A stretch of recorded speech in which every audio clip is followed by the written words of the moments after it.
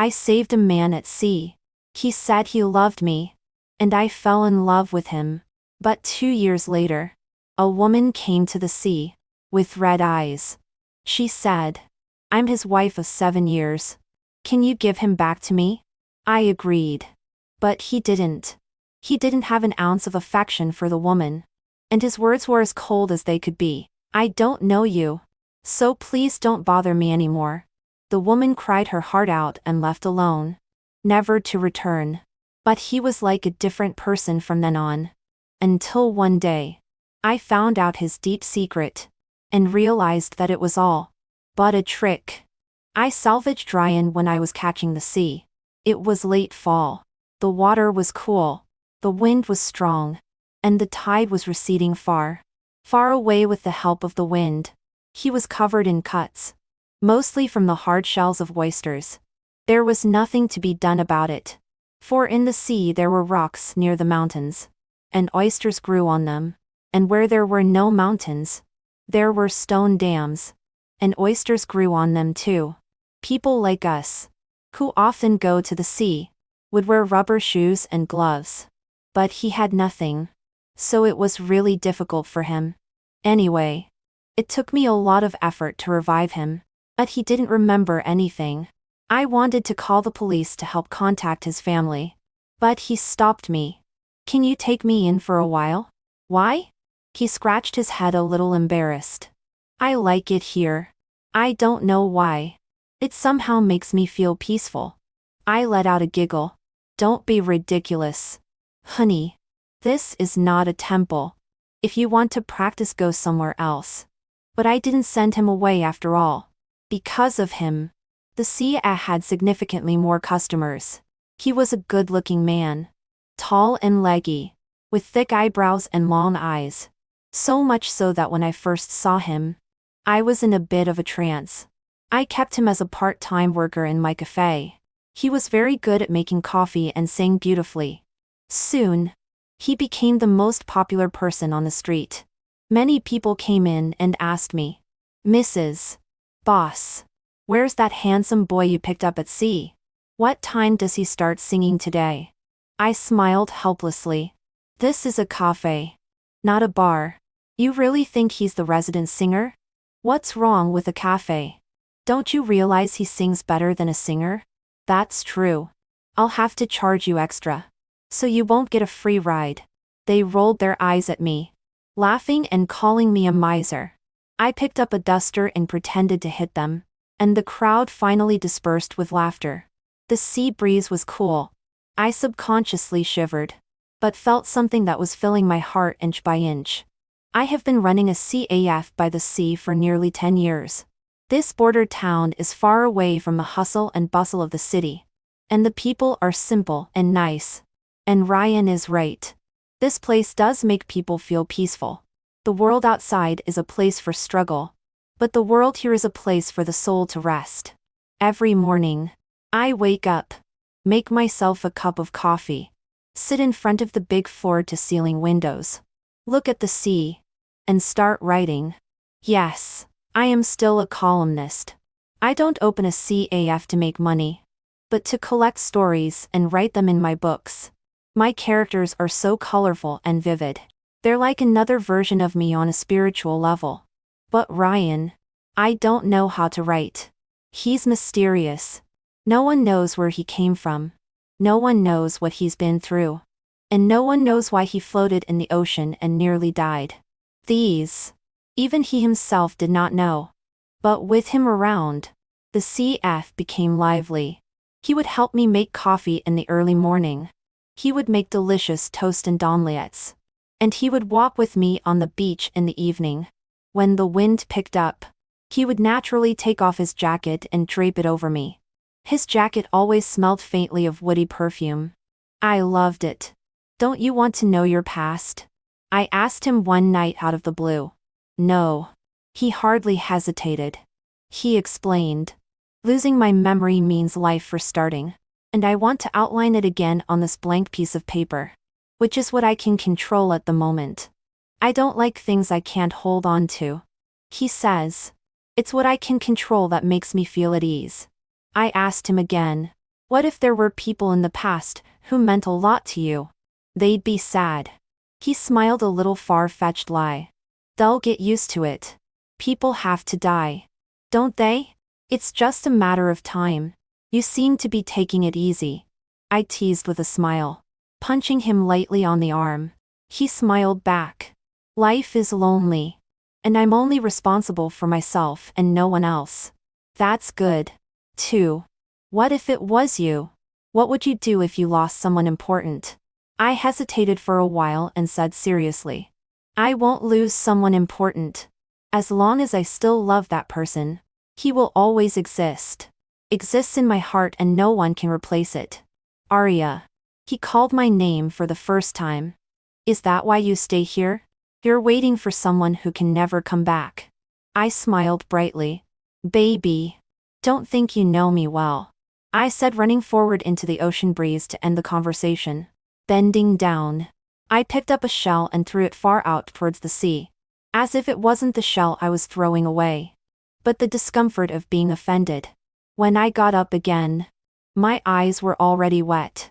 Ryan was right. That was indeed why I stayed on the beach. I was waiting for someone who could never come back. My fiancé Shun Ming Zhao. 10 years ago, he held a wedding of the century for me on a cruise ship. And as the sky was filled with fireworks blooming in the air, he lowered his head and kissed me on the lips.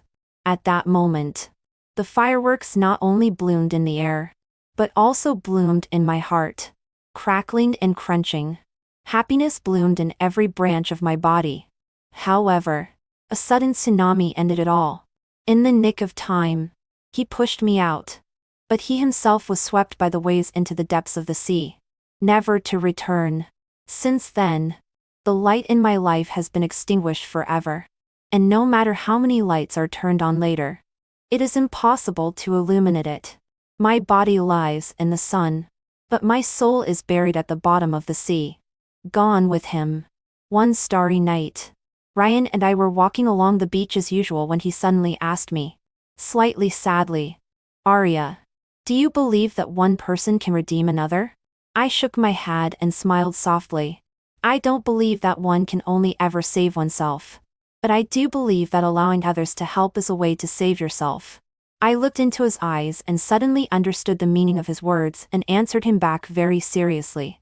Ryan, searching for or being near similar souls is nothing more than a brief escape. But a momentary comfort is ultimately just self-deception. It won't solve the problem. How do you know if you don't try? He suddenly circled my waist from behind. Arya, I want to try. My body was slightly stunned. I didn't refuse. That night, fine kisses fell in my neck. He suppressed 1,000 emotions and whispered in my ear. Arya, can you not make a place for me in your heart? I came and I don't want to leave. I didn't answer him. I blocked his lips harder and rolled over to crush him underneath me. The beach was quiet at night. So quiet that you could hear the whistling of the sea breeze and the panting of the two of us. We were like two animals in a frenzy, entwined tightly together, giving vent to our deepest, most primitive desires. But it was clear to each other that every touch was a hiss from the soul. When it was over, there was only a mess. Something was pinning away. I replied to him after all. Ryan, my heart is big enough to hold a lot of people. And you can certainly get in there. But you're like him. But you can never be him. No one can be him. He didn't say another word. But he held me tighter. I thought the days would go on like this until one evening in the dead of winter. A woman came to the beach.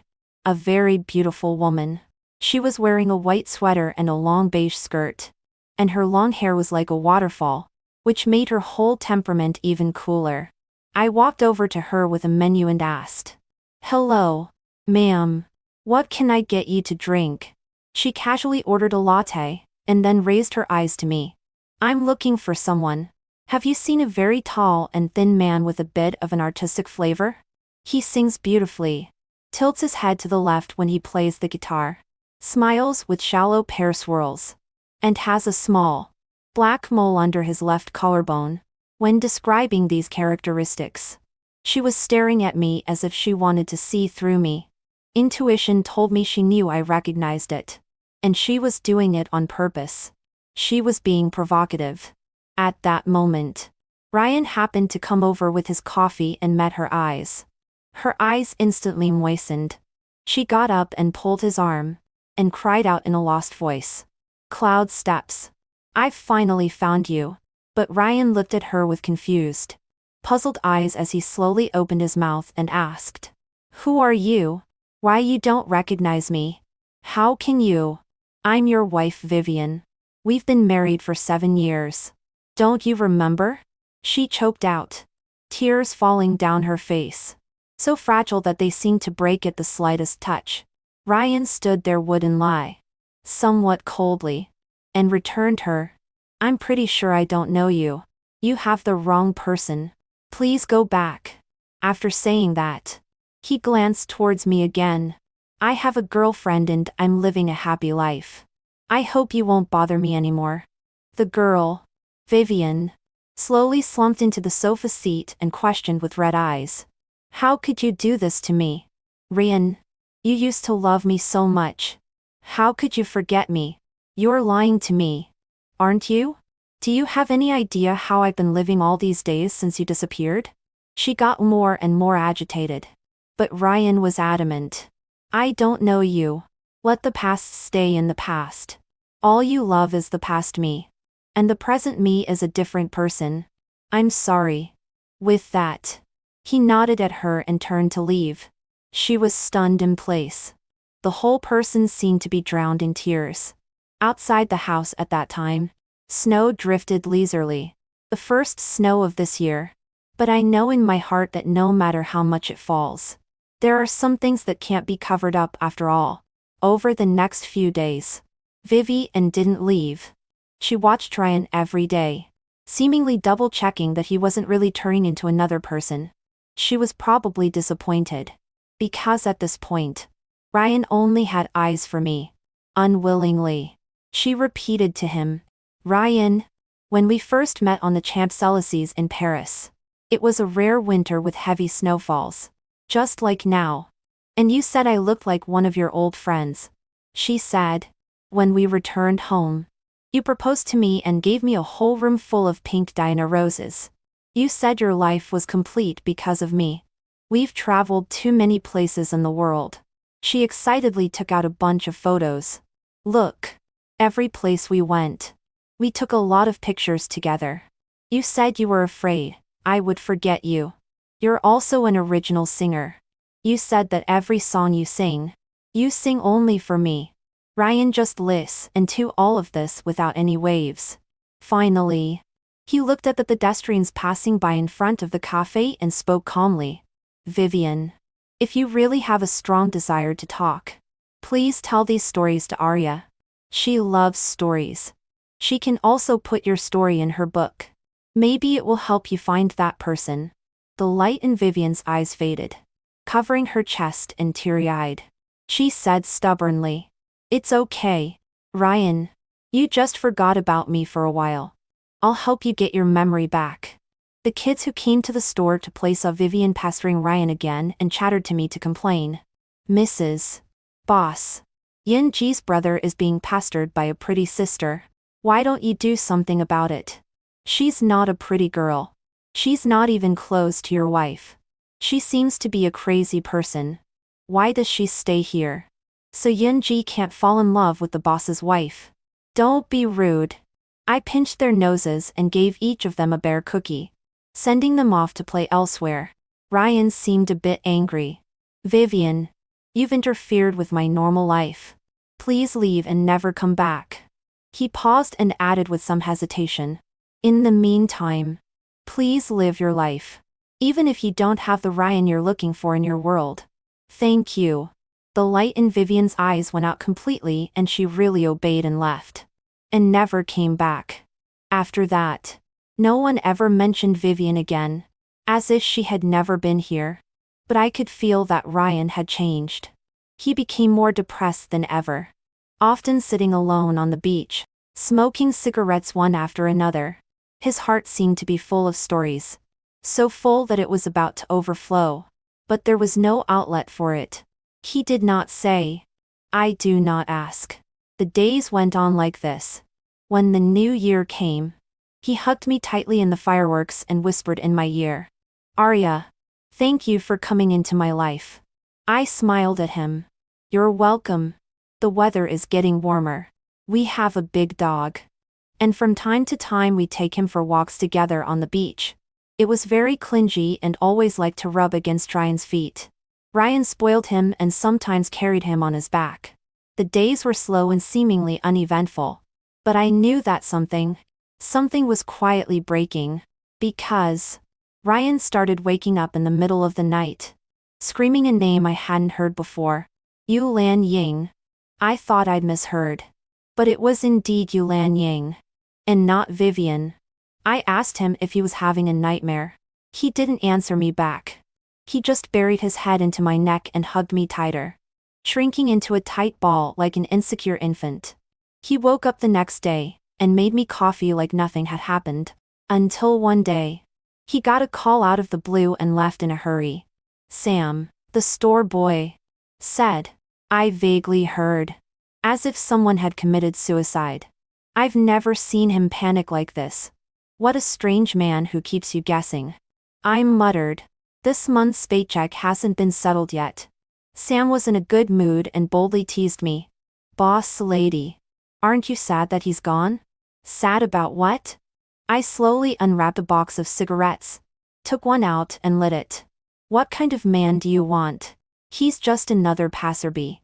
I picked up the lighter I just used and slammed it at him. Go do your job.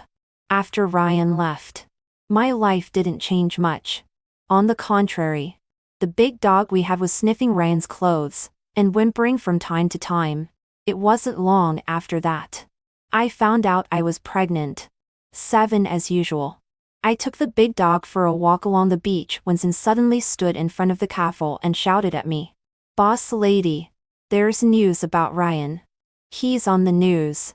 He's on the news.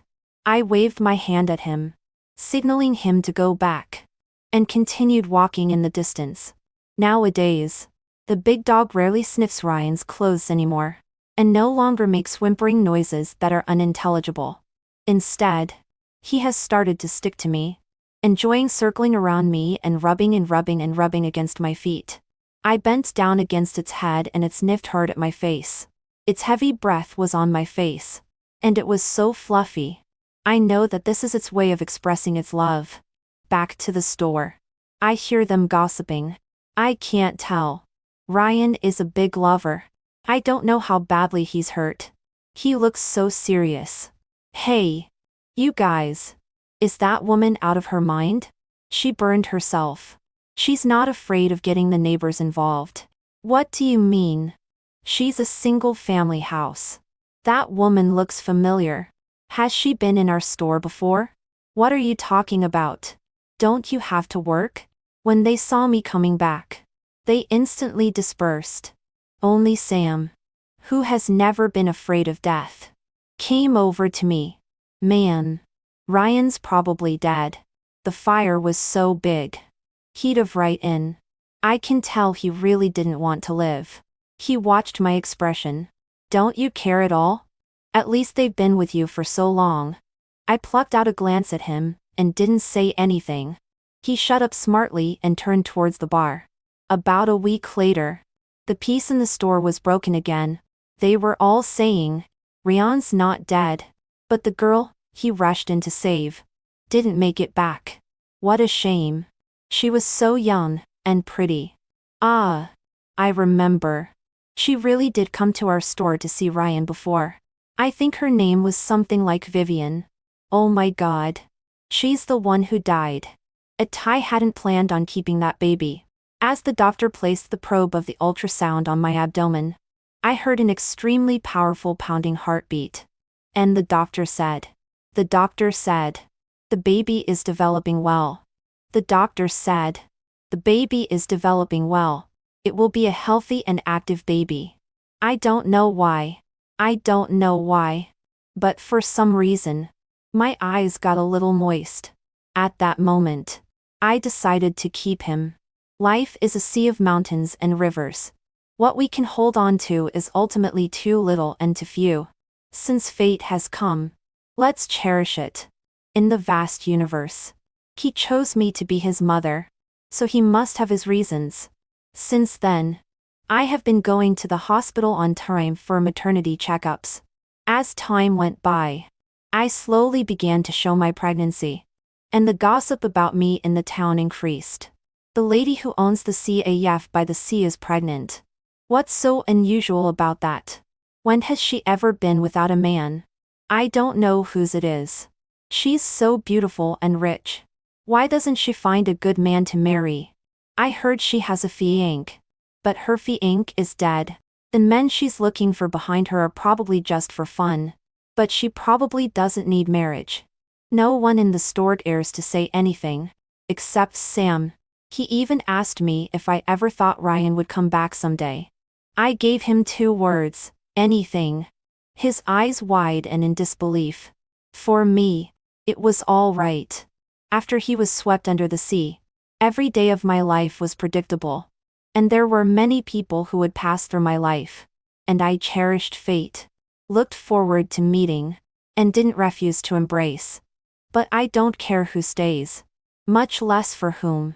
What I care about is just the second of knowing in the moment. 9. This year's fall seems to come a little faster than in previous years. The sea is also cooler than ever. I'm not sure if I'm going to be able to do that. I went to the sea with a customer in the store and had a good harvest, salvaging a lot of shellfish.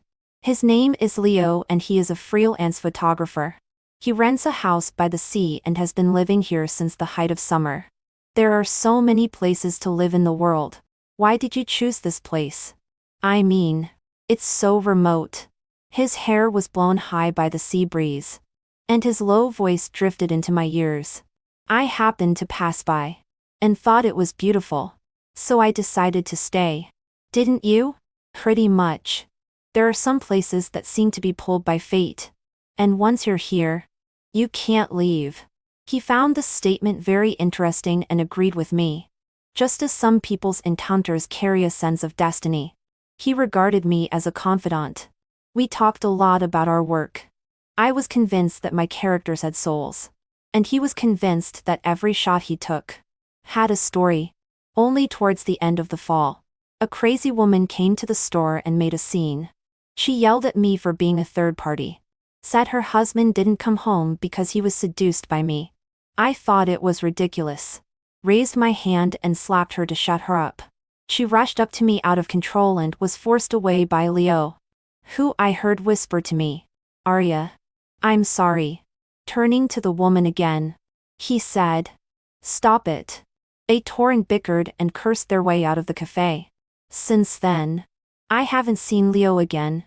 Miraculously, when the first snow fell in winter, there was a familiar figure standing in front of the store, as if it was an unreal dream I had. His long body, angular face is like a sculpture. Perhaps because it is too cold, I clearly see the bottom of his eyes, covered with a layer of white fog that has not been dispersed. Seeing me, he said with slightly trembling lips, "Arya, I'm back." I pulled the corner of my mouth to smile at him. "Welcome." The next second, Sam rushed over with gusto. "Ryan, you're finally back. Where have you been all this time? Are you okay? Let me tell you. We saw the news earlier and we were worried about you." He said, "It's good to see you're okay."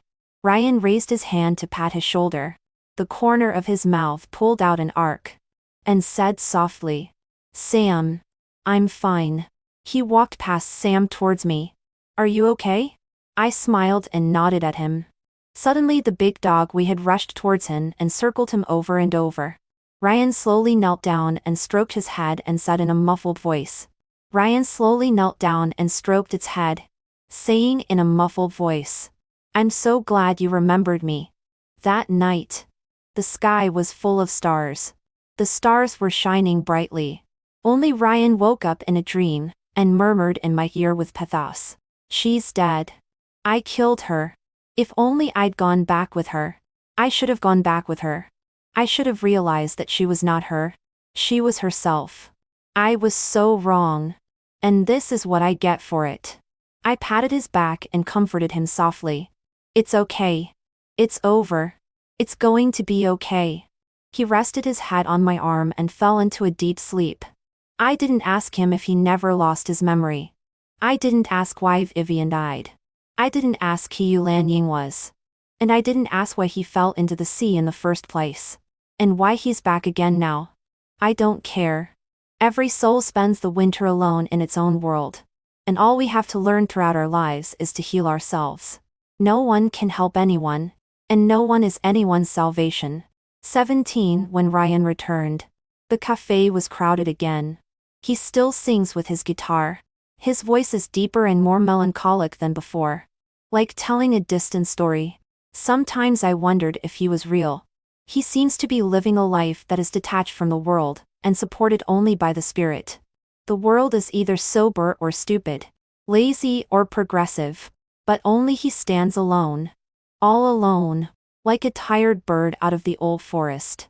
The pond fish no longer have the old abyss. In the evening sun is off duty, impatiently hiding in the clouds. We were accompanied by the sound of the waves on the beach, blowing in the wind. My hair was longer than ever, and when the wind blew it stuck to my face, making a mess. He casually helped me pin it behind my ear and spoke softly. You're a little thinner than before. Then asked with downcast eyes. Is the baby mine? I looked at him with a confused face and smiled brightly.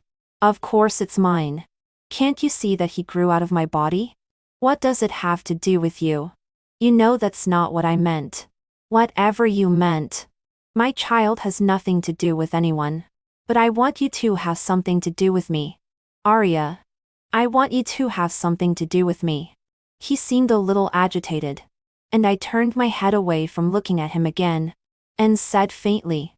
What you want is your business. You don't have to tell me. I'm only responsible for my own life. You are also responsible for yours. Inexplicably a little annoyed. Forcefully kicked the snow under my feet far away. In a split second of turning around. I make a decision.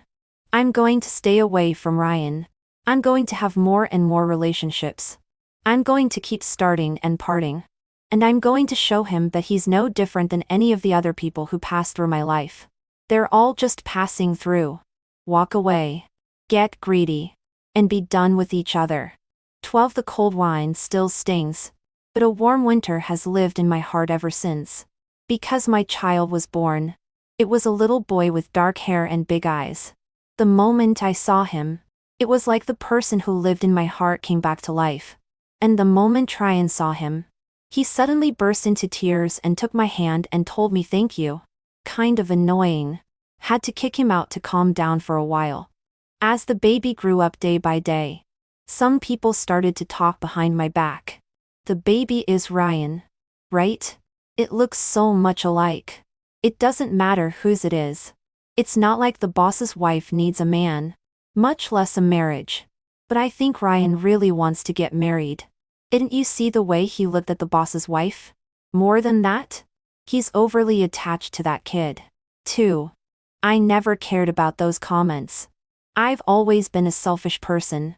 All I cared about was myself. But I didn't realize. When the new year came, Ryan proposed to me under a sky of fireworks and said, Arya, I want to have a family with you.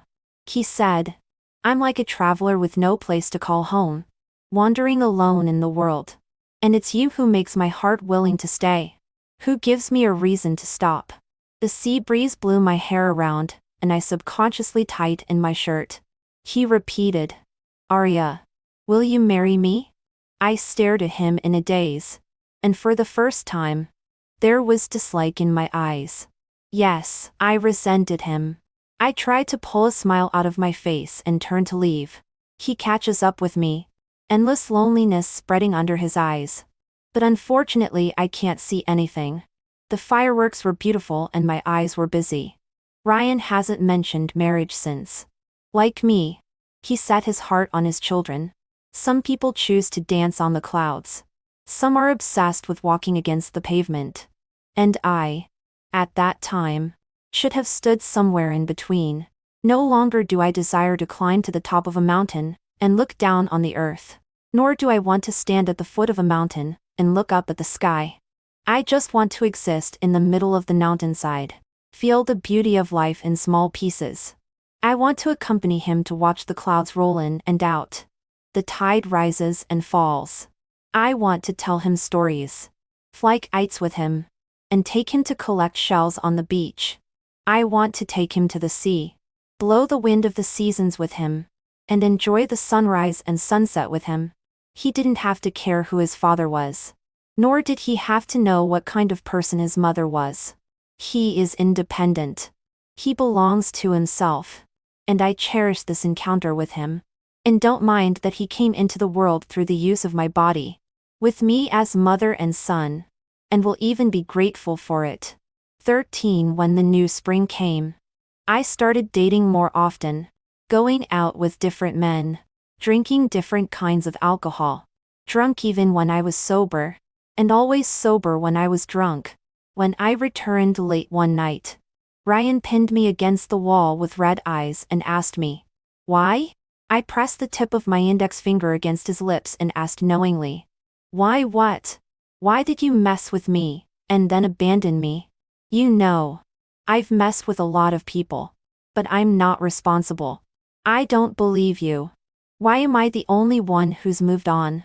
I snorted and whispered in his ear, "Baby, believe it or not. If you can't afford to play, don't play. Arya." He pressed down on me as if he wanted to rub me to pieces. The moment my skin touched, time seemed to stand still. It wasn't until the taste of blood in my mouth spread that he reluctantly separated from me. Then disheveled, he crouched on the ground without a word. I took out my cigarettes and lighter, and lit them with a bark. Watching the fire between my thumb and forefinger flicker, my heart was troubled and confused. Like a torn thread. Handing him the cigarette case. "Want one?" said. Sat down beside him. He took it and lit it. The moon was cool as water.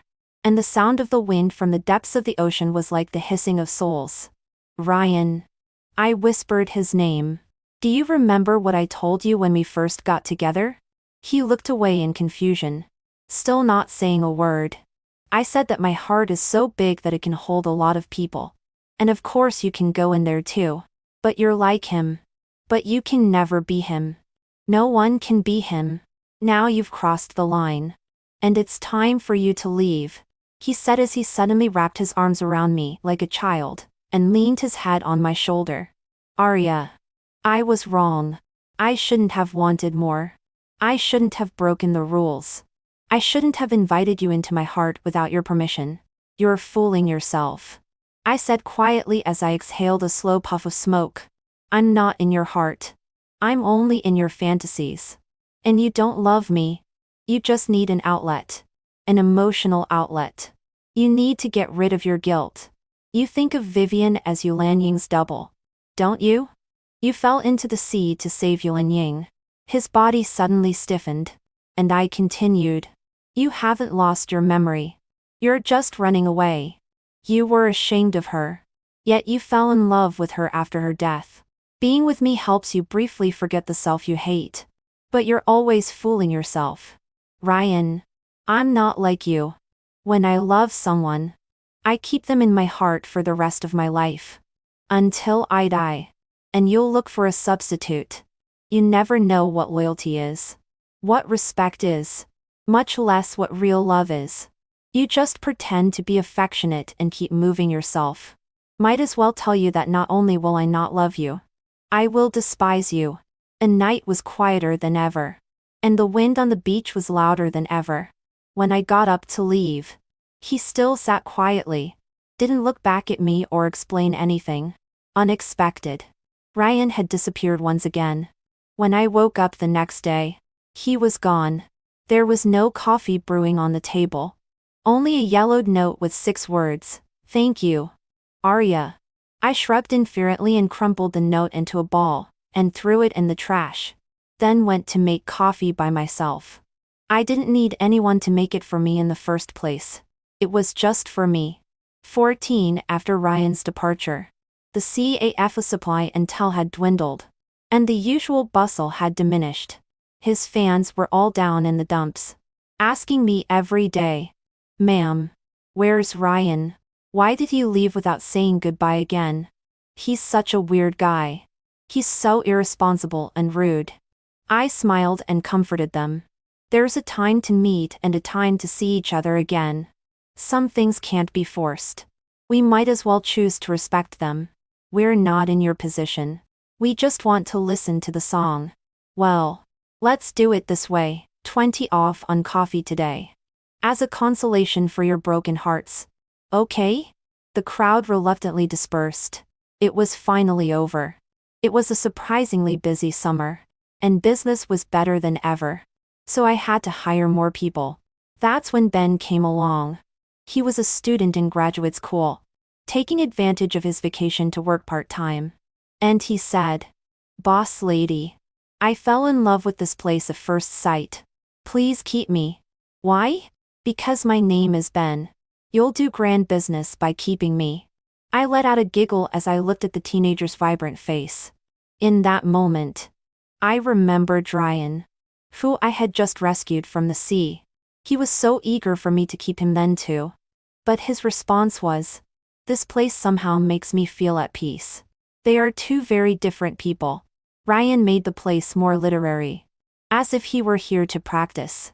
Ben, on the other hand, would make this place more lively. He was here to play. Thinking about it, I nodded at him. "Okay. You're it." He was happy as a child and ran over to greet his co-workers. Everyone loved him. A good-looking boy with a sense of humor is inherently likable. When I was busy with work during the day, he would help me with the kids at night. He would take him to the beach to chase the wind, would lift him above his head, would yell into the depths of the sea and listen for an echo. He would also dig in the sand with him, burying the shells he found carefully, digging them out again, and burying them again. The evening breeze in the height of summer carried a warmth that squeaked and smoked like water accidentally dropped into a barbecue grill at first touch. Something was over. Something, at the same time, was beginning anew. 15 as it cooled a little in the fall. And there were fewer tourists. I was free again, and had nothing to do but go catch the ocean. But I never picked up anyone again. Some time later, there was a song called Café by the Sea that suddenly exploded in popularity. And it was played on the streets and everyone could hum it. For whom is the CAF by the sea open? For whom is your heart waiting? I'm not a returnee. I'm just a passerby. Meeting you is the best thing that ever happened to me. You're the free wind. It's an honor to be blown by you. You're the endless sea. It's no regret to have met you. I noticed. The song was written, composed and sung by the same person. Ryan, who is really an original singer. Looks like what that Vivian girl said was true. Boss lady. My thoughts were interrupted by Sam, who came straight to me with a poster. Look. It's Ryan. Ryan is a big singer now. He's coming to our place for a concert. He's going on a national tour. And this is the first stop. Oh. I know. Don't argue. I put the beans in the coffee maker. Add water. And hit start. Aren't you excited? Why should I be? You don't have feelings for him? I see you have feelings for him. So remember to get an autograph from him. Go go go. Go away and play. I sent him away. And the world was finally clear. Ryan came in early winter as promised. And the town was bustling like never before. As we all agonized over not being able to grab tickets, we were informed that admission was free for those at the beachside café. I gave them a break and sat alone in the doorway to catch the breeze. The wind of early winter was cool but not harsh. The coffee was fragrant and strong. And my heart was warm and still. This winter seems to be a little different. 16 later in the evening, I switched from coffee to wine and drank from the stars to the darkness of the sky. I drank until Ryan, out of the blue, showed up. He didn't say anything, just sat quietly beside me. It wasn't until I got up and was about to close the door that he spoke slowly. Arya, can I stay? I shook my head. You're not needed here. What if I promise that I'll never leave without saying goodbye again? Why won't you love me? He can't come back. He doesn't have to come back. Because he never left. Arya. Wake up. I looked at him calmly as he came over to me in desperation and hugged me, burying his head in the crook of my neck. Give me a chance. Okay? Bye, Ryan. I turned and closed the door, isolating the world outside the CIF. The first snow of winter fell that night. Ryan didn't leave. And the man I was waiting for didn't return. We were both in our own worlds. Alone for the winter. Alone to heal ourselves. Until the end of our lives.